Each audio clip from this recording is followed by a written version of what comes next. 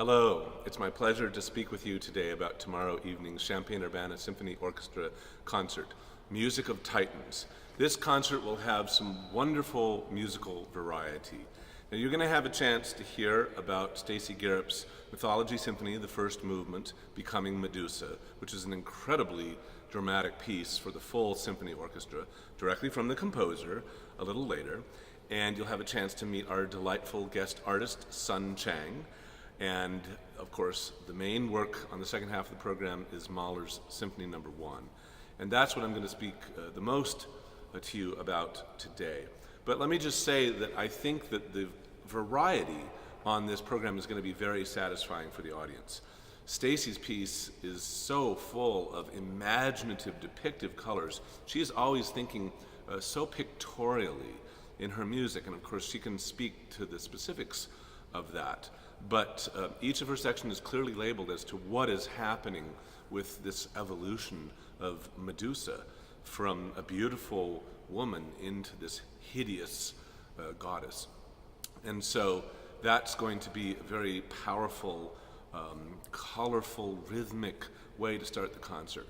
And then what sweet contrast I think there will be with Mozart's Piano Concerto No. 14 in E-flat major.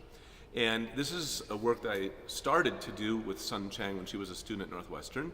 Sun has been an outstanding student at Northwestern. She graduated a year ago, and during her time here it was my pleasure to work a great deal with her in teaching her harpsichord and having her play in the Baroque Music Ensemble and sing in the chapel choir. She was also a librarian for the chapel choir, but all this time she was distinguishing herself as one of our most outstanding students. She spent her junior year studying abroad in London, both piano and historical performance, and I'll let her tell you more about her eventual return to London and some of the things that she has been doing since she graduated. But we did the first movement of this concerto a little over a year ago as part of a major concert at Northwestern, and it's going to be a delight to do the whole piece because it's just so beautiful. And please feel free to ask Sun about her burgeoning young career, because I know you're really going to you will enjoy getting to meet her. So we're going to speak today about our program more or less in reverse order, and so let me jump into Gustav Mahler and talk a little bit about his background and of course about this Symphony No. 1, because we seem to be enjoying a wonderful exploration of Mahler with the Champaign-Urbana Symphony. You'll recall that we did his Symphony No. 2 last year. And I'll also be sharing some exciting news about our season to come, which will involve Mahler as well. Well, Mahler was born in a part of Eastern Europe that is now part of the Czech Republic, though we mostly associate him with Austria and Germany. And he probably knew a sense of exile from a very early age, since he was of a German-speaking Jewish family living in Catholic Bohemia. His grandmother had been a street peddler. His father, Bernard, was a coachman who eventually became an innkeeper. His mother, Marie, had 14 children, of which Mahler was the second and the first to live past infancy. Mahler was introduced to the piano at the age of 4, and he took to it like a fish to water. And from very early on, he became celebrated in his village for his precocious gifts. And sort of like Einstein a generation later, Mahler was judged to be not a very outstanding student. He was seen as rather absent-minded. And at the age of 15, though, his family, recognizing his musical inclinations, supported his successful audition for the Vienna Conservatory. After graduation from that conservatory in 1878, Mahler rose through a variety of small conducting posts. First in a town called Bad Hall. Bad, of course, means bath. Which he referred to as a dismal little job, Ljubljana in Slovenia, Olmutz, Kassel, Prague, and then Leipzig in 1886, where he remained for 2 years. His next appointments were in Budapest and Hungary. So you see he's moving around quite a bit and advancing his career in these small opera houses. Eventually, though, his career was marked when he became the chief conductor of the Vienna Court Opera, which he assumed in 1897 and held for a decade until 1907. While he was the music director there, he introduced a huge amount of new music, 33 new operas and 55 new productions, which is an amazing amount. And during this decade, he set a very high musical standard for the opera. It became renowned as one of the best musical operas in the world. But his life at the Staatsoper was full of conflict. He had battles with the management, battles with singers. The orchestra rebelled against his dictatorial ways. The orchestra went on strike at one point against him. The stagehands went on strike against him. So everybody was demanding better conditions, and this is, of course, in the days before unions that would have set standards for working conditions. Though he had officially converted to Catholicism in order to accept this job in 1897, Mahler basically was a Jew living in Vienna's highly anti-Semitic society, so he was constantly under siege. In 1907, he was lured to the United States by the Metropolitan Opera in New York. But after one season, much to Mahler's disliking, they brought in Arturo Toscanini to do the Italian opera performances. And so Mahler jumped ship across town and became conductor of the New York Philharmonic. And he conducted them until his death in 1911. Mahler, of course, has 9 symphonies and an unfinished 10th symphony that now hold a central place in orchestral repertoire. But that sort of developed over the course of the 20th century.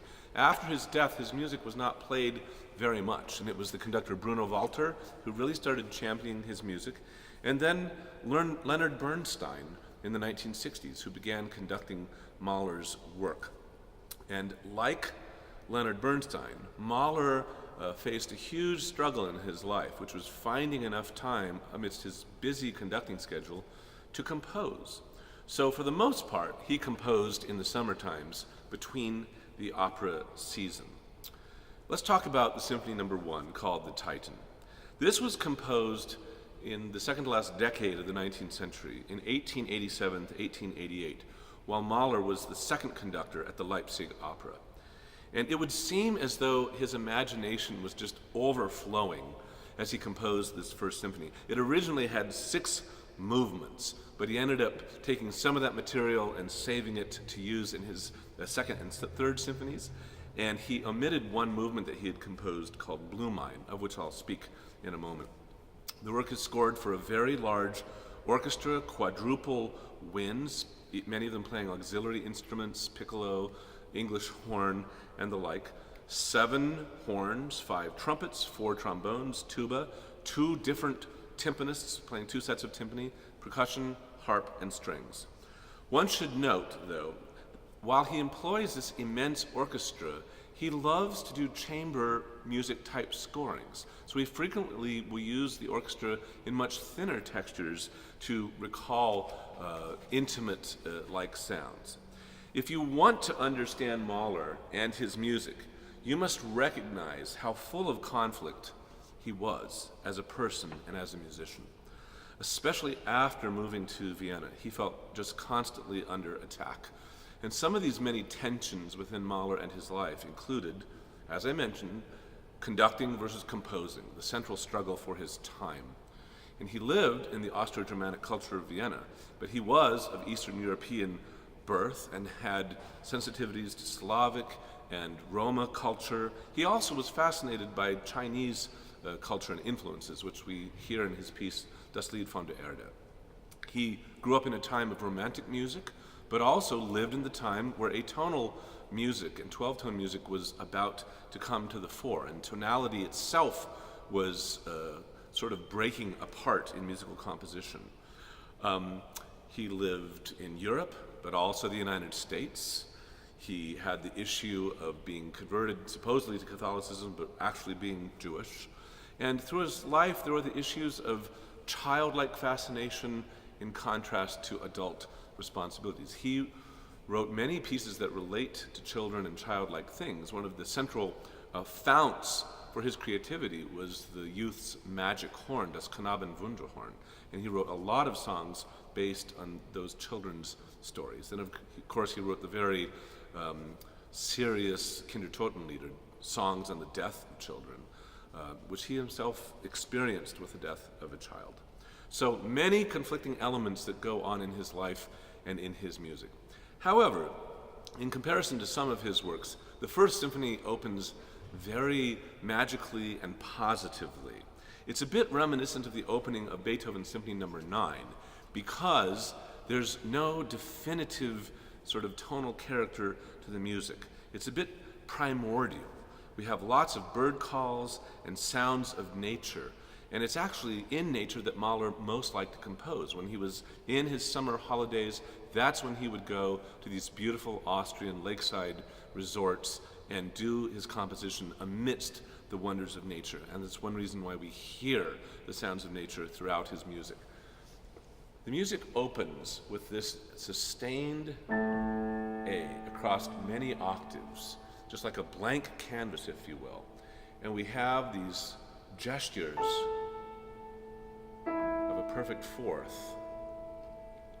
And we're not even sure what that may become. And then, suddenly, amidst all that, a fanfare from the clarinets in a different key, but it's not the key that we're going to actually be in. It's just one of many possibilities he seems to be exploring.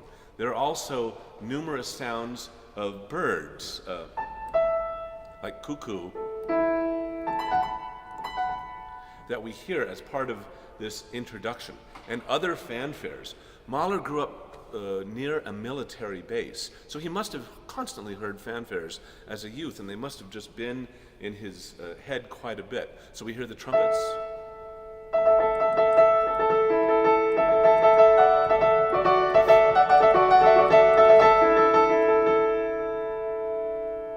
And then after more fanfares,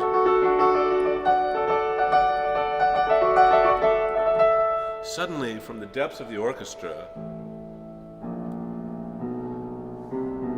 something sort of, again, primordial seems to come about, something's happening, etc. And this rises. Meanwhile, the sounds of these perfect fourths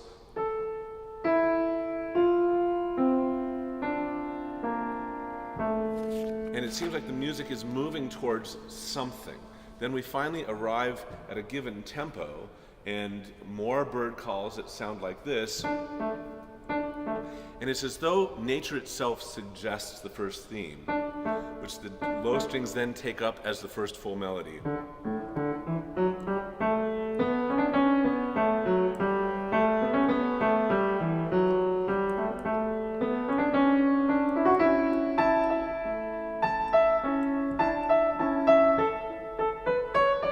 And we have our first real melody there. And the birds seem to like that. They respond joyfully to that. And so the music moves into this wonderful, happy sound, and we're finally underway. And of course, it goes under many transformations. That opening sort of primordial music comes back. But those are the main elements of the first movement. The second movement is called a Ländler, which is a type of Austrian dance, sort of similar to a waltz. It's also in 3/4 time. This is a very robust one, very rustic sounding dance.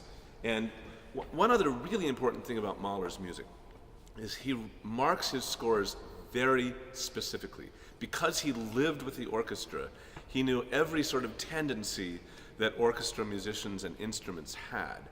And so, although many of his markings are prescriptive, like the music should sound this way, many of them are cautionary, like don't rush, don't drag, not too loud. He just knows all these tendencies. So the second movement is marked kräftig bewegt, doch nicht zu schnell, which would be powerfully moving, though not too fast.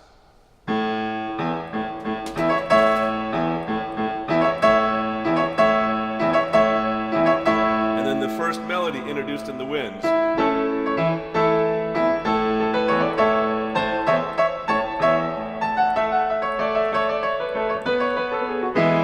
So very joyous music, then the strings take over. And that's the main part of this second movement, which functions sort of like a scherzo. Like most scherzos, there's a trio. I love this music of the trio because it's so gracious and so thoroughly Viennese.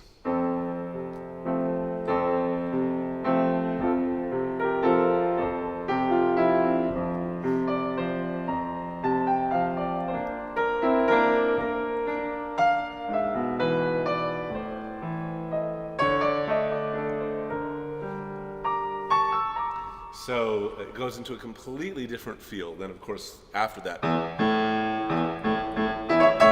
the opening music comes back. And then it ends with a rush, and everybody moves forward in tempo to the conclusion, which is very energetic. The third movement would seem to be based on a children's song that's very familiar. Most of us know it in the major key, Frère Jacques.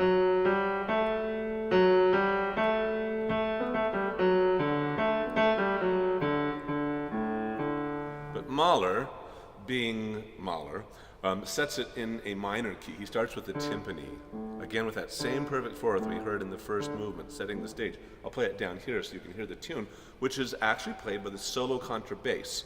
Bass professor Michael Cameron will be doing the honors in our performances. And this is not an instrument you hear playing lots of solos at this time. But the timpani starts, tempo marking is solemn and measured, without dragging, he says, and then the contrabass comes in.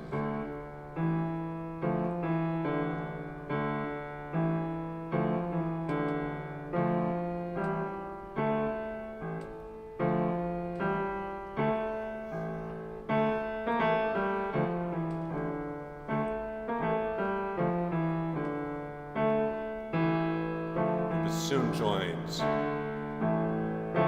Cellos join. And this slow march begins to gather participants as it moves along. And then another somber, funereal sort of sound is intoned by the oboe.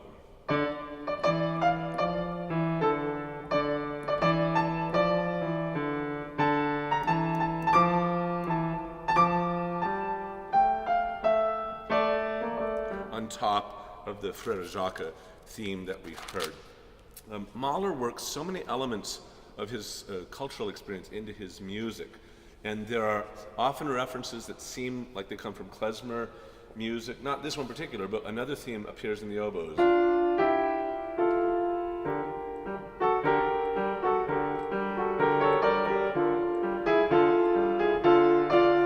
And then meanwhile, the trumpets have joined in with this music.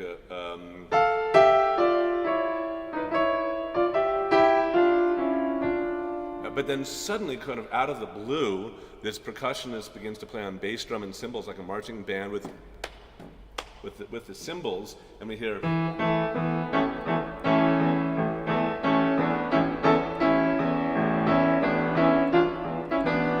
And it seems a little klezmer influence when we hear the clarinets playing in that register.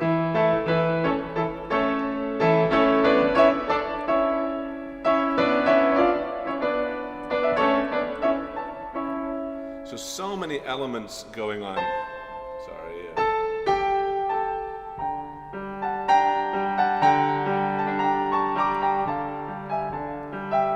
So thoroughly beautiful, and the movement